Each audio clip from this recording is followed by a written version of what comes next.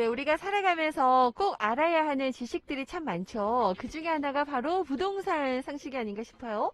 우리 김인경의 나우지주에서 여러분의 부동산 지식을 한층 더 높여주기 위해 특별한 코너로 준비했습니다. 모르면 어렵고 알아갈수록 유익한 재미난 부동산의 세계. 자, 매주 수요일 이 시간에 함께합니다. 자, 어서 오세요, 우리 김시연 박사님. 네. 안녕하세요. 안녕하세요. 네, 오늘 수업 한마디 배워주셨는데 인사해 주세요. 네, 우리 농아인 분들도 보고 계세요. 네. 반갑습니다. 아직 어색하지만 자꾸 하다 보면 또 익숙해지실 것 같고, 이게 정말 우리 소통 기본이잖아요. 좀 수어에 대해서 우리 제2의 국어인데 우리가 너무 몰랐던 것 같다는 생각이 좀 듭니다. 좀 많이 관심 가져주셨으면 좋겠고요. 지금 농아인 분들도 보는 라디오로 나우제주 함께하고 계십니다. 감사드려요. 오늘 저희가 지난 시간에 불법 건축물 제도 간략하게 말씀을 해주셨었거든요. 오늘은 좀 자세하게 이야기해보겠다라고 말씀 예고를 해드렸는데요. 그렇다면 우선 이 불법 건축물은 어떠한 개념을 가지고 있는지 이거 정리부터 하고 갈까요? 네. 네. 우리나라에서 건축물을 짓기 위해서는 해당 지역에 대해 허가를 받아야 합니다. 허가에 관한 법률은 국토계획 관련 규정이나 네. 건축법 등 다양한데요. 네. 해당 법률에 위반하면서 건축을 진행하거나 허가를 받은 경우일지라도 허가를 받는 과정에서 제출한 내용과 다른 모습으로 건축을 하게 되면 불법 건축물로 인정됩니다. 오. 그리고 허가 없이 지어진 무허가 건물 또한 이 불법 건축물의 범위에 속하게 됩니다. 그렇죠. 네. 불법 건축물에 대한 범위, 허가를 받는 과정에서 제출한 내용과 다르다. 그러면 그게 다 불법이 되는 거네요. 네. 네. 건축물로 인정이 되고요. 자, 그러면 보통 불법 건축물은 어떤 유형들이 있어요? 일단 불법 건축물은 보통 수익을 극대화하기 위해 불법적인 건축 행위를 하게 됩니다. 예를 들어 신도시 택시지구의 단독주택 용지는 지구 단위 계획에 의해 가구수 제한이 적용되는데요. 네. 한 층에 3룸을 한두 개밖에 만들지 못하는 건물을 준공 후에 불법으로 쪼개 6개에서 8개의 원룸을 만들어 수익률을 극대화시키거나 네네. 이외에도 사무실, 상가, 창고 등의 근린생활시설을 주택으로 용도 변경하여 사용하는 경우, 그리고 1조권 사선 제한을 받은 계단식 구조의 베란다에 지붕을 씌우거나 옥탑방에 주택으로 개조하여 실내 면적을 확장하는 경우가 있어요. 그런 경우도 다 이제 불법 건축물에 해당되는 거군요. 네, 네. 그리고 취사가 불가능한 다중주택이나 고시원, 모텔 등의 취사시설을 설치하여 원룸 등으로 임대하여 수익률을 높이는 경우가 해당됩니다. 그런 경우도 해당되고, 이런 것들을 우리가 알고 있어야지, 혹시나 뭔가 집을 얻거나, 뭐 이렇게 그 건물 같은 것들도 들어갈 때 좀 참고하시면 도움이 될 것 같습니다. 네. 특히나 그 제주도에서 흔히 볼 수 있는 돌집이나 네. 이런 경우에는 대다수 무허가 건물이기도 하고요. 네. 그리고 제주만의 독특한 문화 양식이기도 하죠. 안거리, 음. 밭거리의 건축물인 경우에 같은 경우에도 밭거리인 경우에는 무허가인 경우가 허다합니다. 그래요? 이런 경우도 많군요. 그러면 어떻게 해야 돼요? 이런 것들은 다시 뭐 신고를 해야 되는 거예요? 어떻게 해야 되는 거예요? 네, 모르고 있는 분도 계실 것 같은데. 뒤에 말씀드리도록 아, 하겠습니다. 어머, 이렇게 또 우리에게 궁금증을 유발해 주십니다. 네. 자, 그러면 이 불법 건축물을 짓거나 거주하면 이제 불이익이 발생할 수 있잖아요. 어떠한 것들이 발생할 수 있어요? 네, 일단 용도 변경 자체가 불가능하게 되는데요. 네. 건물 일부분의 불법 건축물이 적발되는 경우 해당 건물의 다른 부분도 용도 변경이 불가능하게 되는데요. 예를 들어 1층 식당에 불법으로 증축을 했다면 네. 2층이나 3층도 1층이 식당이 원상복구되기 전까지는 용도 변경이 불가능합니다. 그러면 혹시 2, 3층은 불법 건축물이 아닌데도 1층이 불법이라면은 그게 힘든 거예요? 네.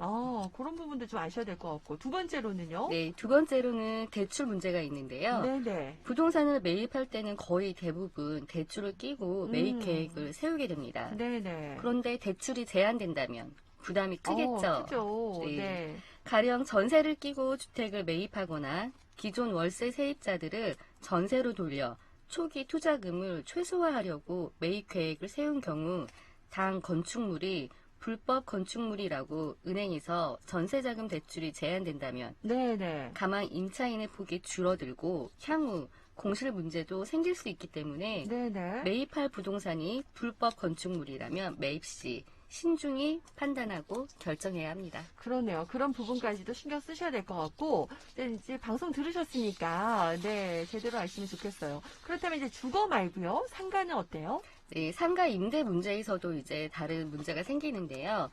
일단 우리나라에서 상가에서 영업을 하려면 업종에 따라 구청에 영업 신고나 허가, 등록을 하고 세무서에는 사업자 등록을 신청해야 하는 경우와 관청에 별도의 신고, 허가, 등록 필요 없이 세무서에 가서 사업자 등록만 하면 영업이 가능한 자유업종이 있습니다. 네네.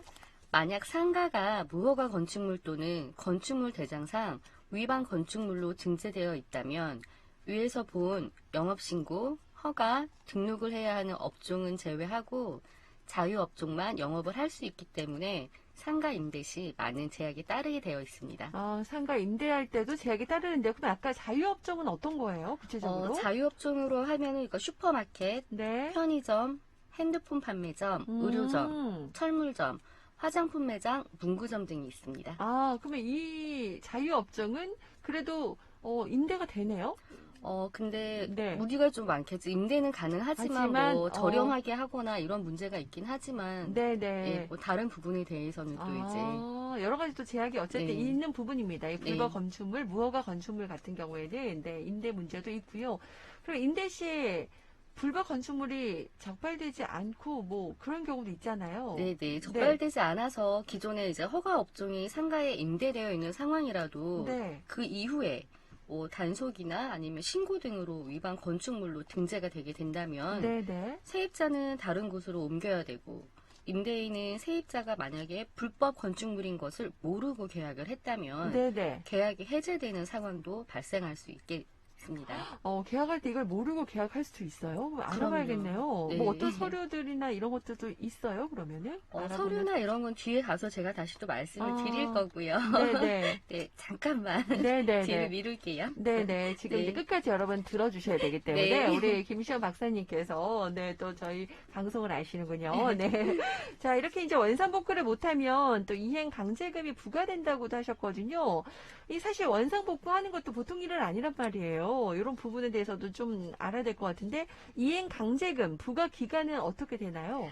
네. 말에서도 느껴지지만 이행할 때까지 강제할 수 있다라고 생각을 하시면 되는데요. 네. 과거에는 적발이 된다면 시정될 때까지 딱 5회 한도로 이행 강제금을 부과했었습니다. 네. 그래서 가끔 불법으로 개조하거나 중축하여서 이행강정금을 물긴 하지만 5회로 한정되어 있기 때문에 여러 가지 이유로 버틸 수 있었습니다.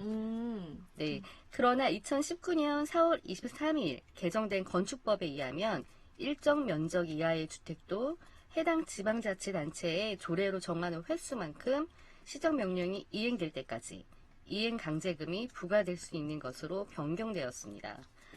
앞으로 위반 건축물을 매매할 때는 이행 강제금에 대해 더 한번 확인하셔야겠죠.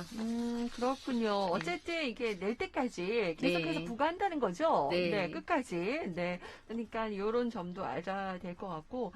그러면 이행 강제금 소개해 주셨는데 법적으로는 불법 건축물에 대해 어떤 처분을 진행하나요? 일단 적발을 하고 그 이후에 일정 기간 시정 명령이 내려지고 네. 그 이후에 이행 강제금이 부과가 되는데요. 네네.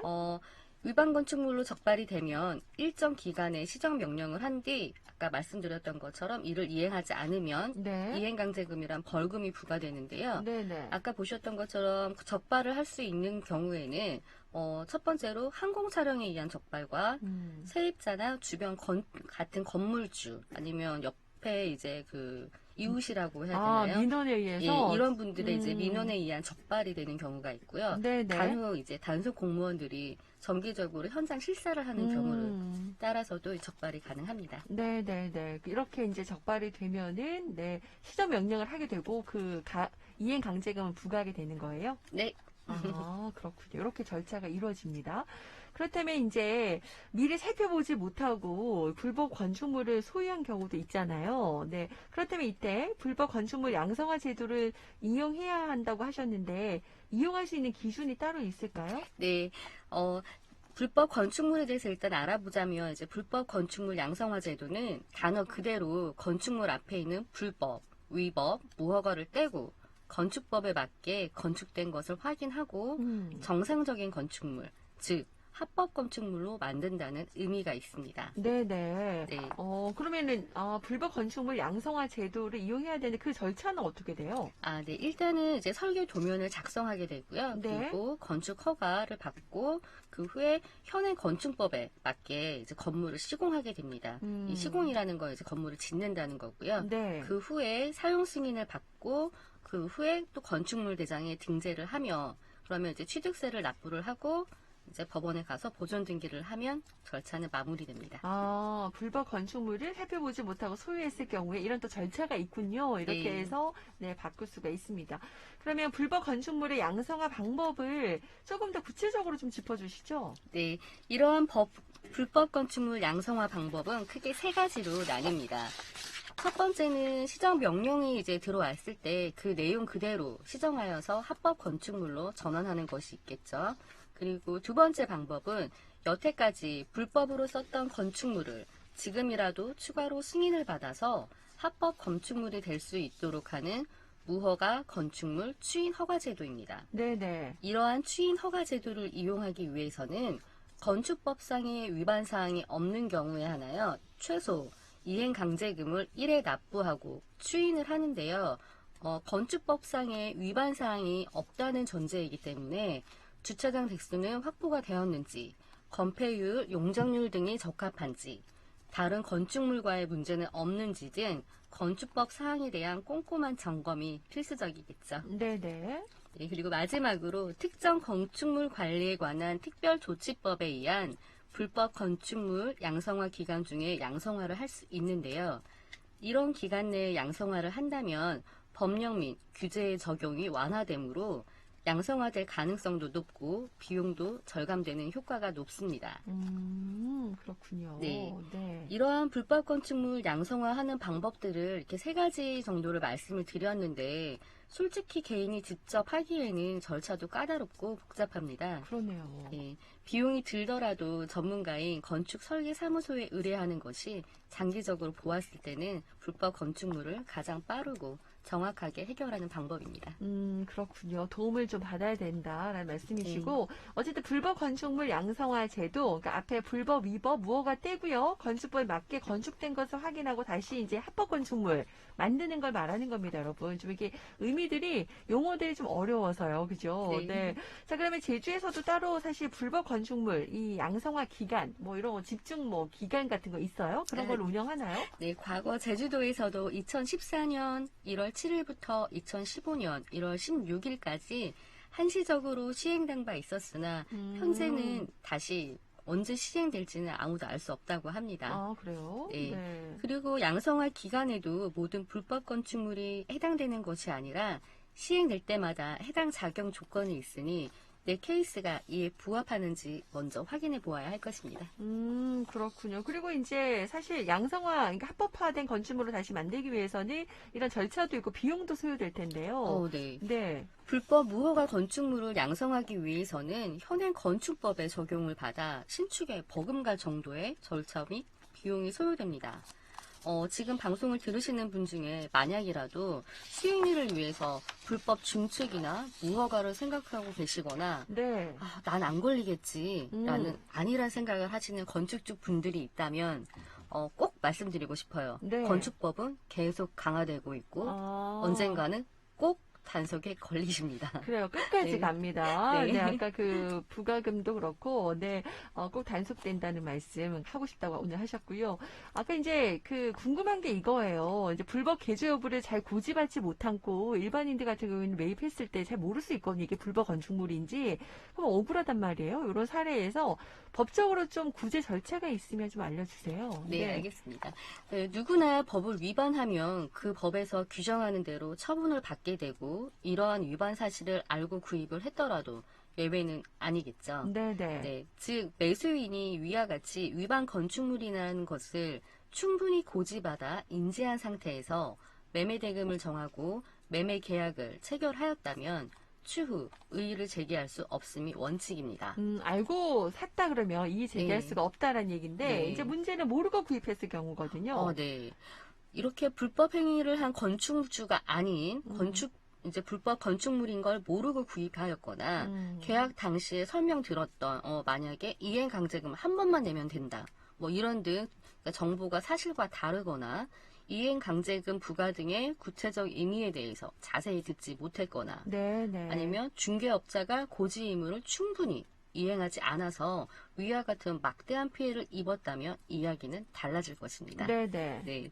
이러한 경우 매수인이 위와 같은 위반 건축물 여부 및 이행 강제금 부과 등에 대해 충분히 고지받지 못한 채로 매매 대금을 정하고 매매 계약을 체결하였다면 추후 이를 이유로 이의 제기할 수 있습니다. 네. 그러면 이의 제기 방법을 좀 달라질 텐데, 좀 얘기해 주세요. 뭐 계약 취소, 계약 해제, 손해배상 소송을 제기할 수 있다고요? 아, 네. 그 차이가 있을 것 같아요? 네, 매수인은 이제 매도인이니까 건축주 이제 건물을 판 분에게 이제 계약의 취소나 계약 해제, 손해배상 소송 등을 일단은 이론적으로는 제기할 수 있고요. 네. 부동산 중개업자를 상대로는 고지 의무, 확인 설명 의무 위반 등을 이유로 손해배상을 제기할 수 있습니다. 네. 자, 그러면은 주택을 구입하기 전에 미리미리 불법 건축물임이 아닌지, 긴지, 네, 제주말로, 네. 불법 건축물인지 아닌지 확인하면 좋을 것 같은데, 미리 살펴볼 수 있는 방법이 좀 있다면 알려주시죠. 아, 네. 모든 일이 그렇겠지만 사후의 문제를 해결하려면 엄청난 시간과 비용이 발생하게 되는데요. 사전에 예방하는 것이 큰 방법이겠죠. 네, 네. 네. 우선 앞에서 설명했던 것처럼 건축물 대장을 확인해 보는 겁니다. 지금 네. 불법 건축물이 적발되었다면 건축물 대장 1면 우측 상단에 위반 건축물이라고 기재가 됩니다. 제가 오늘 보이는 라디오라서 이렇게 하나 가지고 왔거든요. 이게 혹시 보일까요? 안 보일 것 같아요. 나중에 제가 네. 찍어 보여드릴 네. 텐데. 맨 오른쪽 위에 이렇게 네, 네, 위반 네. 건축물이라고 표시가 되어 있고요. 그리고 이면에도 이게 표시가 되어 있네요. 네네. 네. 그리고 이면 우측 하단에도 기재되어 있으니 건축물 대장으로 확인 가능합니다. 그러네요. 건축물 대장을 이렇게 사소한 거다 생각하지 마시고 확인해 보시는 게 가장 중요할 것 같습니다. 네. 자, 오늘 시간이 아쉽네요. 부동산 법률 오늘 많은 분들이 궁금해하시는 불법 건축물에 대한 얘기를 나눠봤고요. 다음 주에는 이행 강제금까지 이야기 좀 나눠볼 테니까요. 여러분들 꼭 혹시나 궁금하거나 하고 싶은 이야기 있으시면 미리미리 질문해 주시기를 바랍니다. 자, 오늘도 시원하게 김시원의 부동산 법률 함께 했습니다. 고맙습니다. 감사합니다.